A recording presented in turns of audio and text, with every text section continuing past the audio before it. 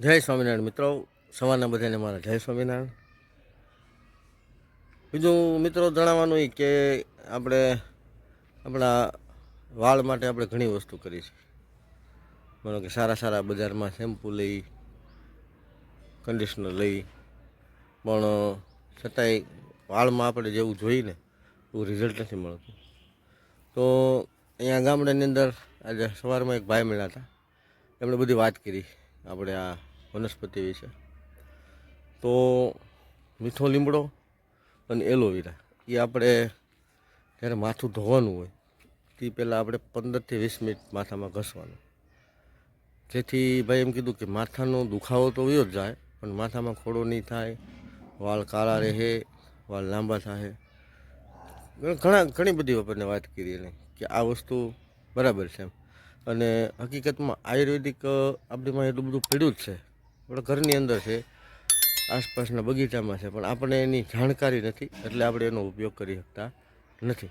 પણ આ મારા વિડીયોના માધ્યમથી હું તમને કહું છું કે મીઠો લીમડો અને એલોવેરા આપણે જ્યારે માથું ધોવાનું હોય ત્યારે આપણે આનું 10થી 15 મિનિટ ઘસવાનું અને ત્યાર પછી આપણે માથું ધોઈ નાખવાનું. અને માથું ધોતા વખતે આપણે કોઈ પણ જાતનું શેમ્પૂનો યુઝ નથી કરવાનો, ખાલી એલોવેરા અને મીઠો લીમડો જે પલાળેલો હોય, માનો કે એલોવેરા અને મીઠો લીમડો આપણે ઓછામાં ઓછું અડધી પોણી કલાક પલાળી દેવાનું પાણીની અંદર. પછી પાણી એ જ પાણીથી આપણે એમાંથી ચોળી નાખવાનું, ચોળી અને આપણે માથામાં ઘસી નાખવાનું. તો અહીંયા તો અમારે ખૂબ સરસ સરસ મીઠો લીમડો પણ છે, બતાવું તમને.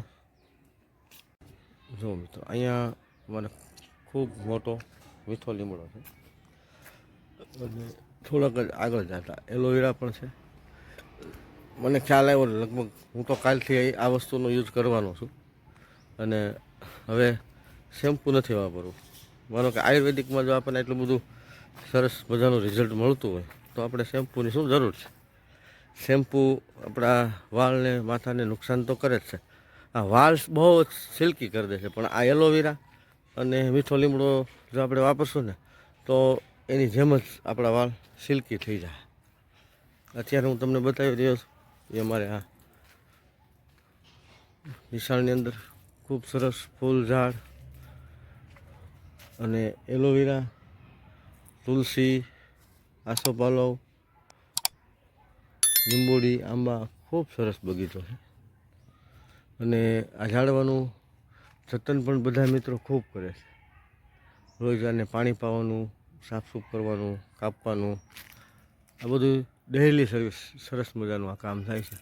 કારણ કે આવું બધું કરતા રહીએ તો જ આપણે જે આ વનસ્પતિ, આપણા ઝાડવા જે આયુર્વેદિક છે એ બધી વસ્તુ આપણે સાચવી રાખીશું. અત્યારે ખાસ કરીને ઉનાળામાં આપણે ખાસ કાળજી લેવી પડે પાણીની અને સાફસૂફીની. આ બધું આપણે ઉનાળામાં થોડીક વધારે કાળજી રાખવી પડે, શિયાળા અને ચોમાસામાં કદાચ ઓછી રાખશું તો હાલે.